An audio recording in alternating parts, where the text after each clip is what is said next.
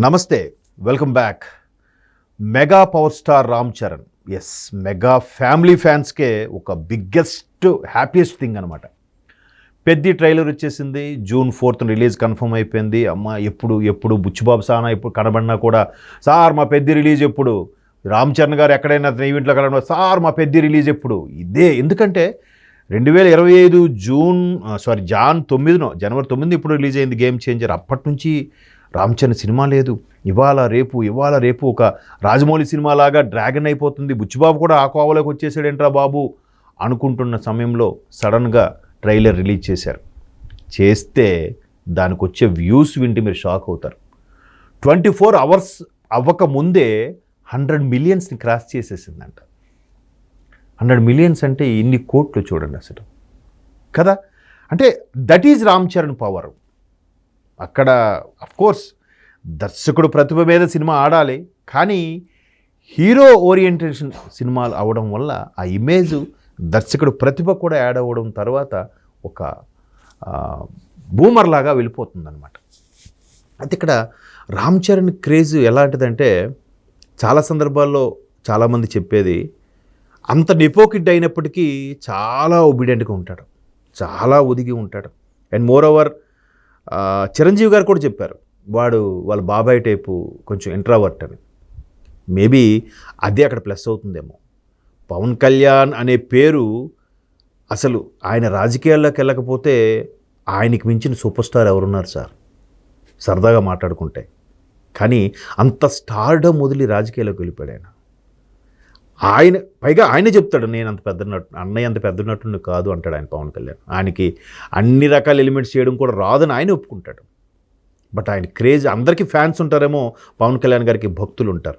ఇక్కడ రామ్ చరణ్ కూడా ఆ బాబాయ్ అడుగుజాడల్లో నడుస్తున్నాడు, తండ్రి యొక్క స్టార్డమ్ని పుణికిపుచ్చుకుని నడుస్తున్నాడు అనేది విమర్శకుల విశ్లేషణ. ఎందుకంటే ధ్రువ, ఒక రంగస్థలం, ఒక RRR లాంటి సినిమాలు చూస్తే ఏంటి ఈయనేనా, ఈ మగధేర అలాగే చిరుత లాంటి సినిమాల్లో చూసిన చిన్న కుర్రోడైనా ఎంత మెచ్యూర్డ్గా యాక్ట్ చేస్తున్నాడు. ఇప్పుడు చూడండి RRR సినిమాలో ఈయనకి అంత పేరు ఎలా వచ్చిందండి. అక్కడ ఇంకో సెకండ్ హీరో ఉన్నాడు. సెకండ్ హీరో ఎలాంటి హీరో, యంగ్ టైగర్, ఏది ఇచ్చినా తినేస్తాడు ఆయన. ఆయనకి రాని యాక్షన్ అంటూ లేదు, రాని సన్నివేశం అంటూ లేదు, రాని డైలాగ్ అంటూ లేదు. ఆయనకి ఏదైనా సింగిల్ షాట్లో చేసేసే super star young tiger NTR. మరి ఆయనకి పోటీగా సమవుజ్జిగా ఉండాలంటే చిన్న చిత్తగా హీరోనా? బట్ దర్శకుడు రామ్ చరణ్లో ఆ ప్రతిభ గుర్తించకుండా పెట్టాడంటారా? జక్కన గుర్తించాడు కాబట్టే రామ్ చరణ్లో టాలెంట్ ఉందని ఎన్టీఆర్కి సమవుజ్జిగా పెట్టడం జరిగింది. ఎన్టీఆర్తో సమవుజ్జి అవ్వడం, ఎన్టీఆర్ గారికి ఎంత పేరు వచ్చిందో RRRలో రామ్ చరణ్కి కూడా అంతే ఎలివేషన్, అంతే పేరు వచ్చేసింది. సో అటువంటి గ్లోబల్ స్టార్ పెద్ది ఒక్కసారిగా 100 million, ఇప్పుడు 101 million అంట. ఇంతకుముందు ఎవరో పెడితే కూడా చూశారు. అది ఎన్నటికే 100 అయిపోయిందంటే ఏ స్టార్ ఇమేజ్ చూడండి అసలు. అంటే అది ఒక ట్రైలర్ కూడా రెజ్లింగ్ సంబంధించిందా, ఒక దగ్గర గెటప్ కుస్తీ చిన్న గోచి కట్టుకొని రెజ్లింగ్ చేస్తున్నాడు, ఇంకో దగ్గర బ్యాట్ పట్టుకొని క్రికెట్ ఆడేలాగుంది, ఇంకో దగ్గర రన్నింగ్ రేస్లో పరిగెడుతున్నట్టుగా ఉంది. ఏంటి రన్నరా, రెజ్లరా, లేకపోతే క్రికెటరా? సో బుచ్చిబాబు సానా భారీగా స్క్రిప్ట్ రాసుకున్నాడు ఆయన. ఈ 3 రకాల ఎలివేషన్స్ కూడా ఈ ఒక్కనటే పలికించగలడు కాబట్టి ఈయన కోసం కాచుకొని ఉన్నాడు. RRR తర్వాత గేమ్ చేంజర్ అన్నీ అయిపోయిన తర్వాతే షూటింగ్ స్టార్ట్ చేశాడు. దానికోసం బట్టలుగా AR రెహమాన్ లాంటి టెక్నీషియన్ కావాలన్నాడు, రత్నవేల్ లాంటి టెక్నీషియనే కావాలన్నాడు. ఇప్పుడు AR రెహమాన్ ఆయన ఎప్పుడు ఆడియో ఫంక్షన్కి వాటికి జనరల్గా వస్తాడో నాకు తెలీదు. బట్ ఇప్పుడు పెద్దీకి మాత్రం రాబోతున్నాడు.